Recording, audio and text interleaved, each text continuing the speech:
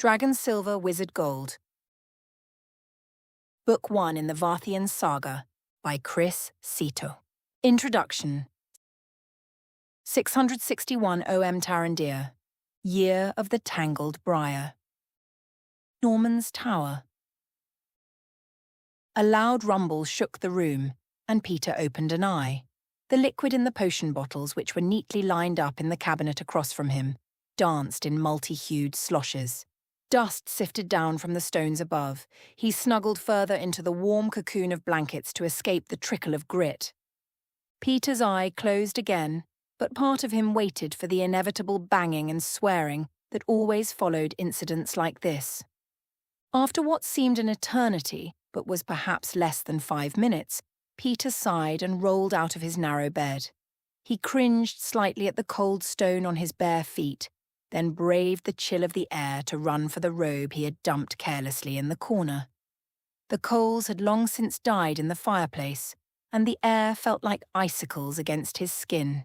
He was shivering violently by the time he managed to sort the neck out from the armholes and cursing under his breath at the ineptitude of wizards, particularly those named Norman.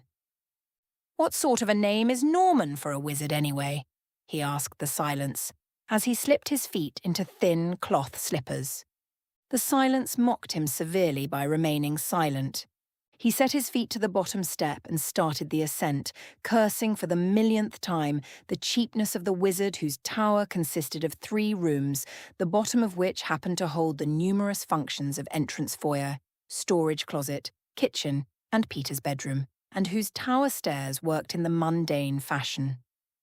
The middle story appeared in the dimness to be as always, a dining table lying hidden beneath piles of books and scrolls, more potions, and that ever-present fungus which seemed to be growing from the wood. Peter had tried to scrub it out, but everything he did just seemed to make it grow faster.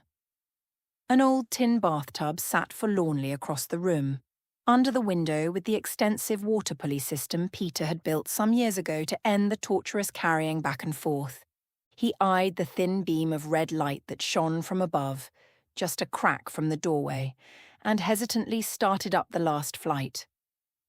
Norman didn't like to be disturbed, but silence was never a good thing to hear after one of Norman's accidents. The wizard could be lying unconscious, or even, Peter's mind barely dared to think it, dead. The air was warmer here, and as his hand reached for the door handle, it felt like it had been bathed in summer sun. The brass handle was hot to the touch, and horrid imagined scenes flitted through his mind of scorched flesh. He turned the handle and entered the room.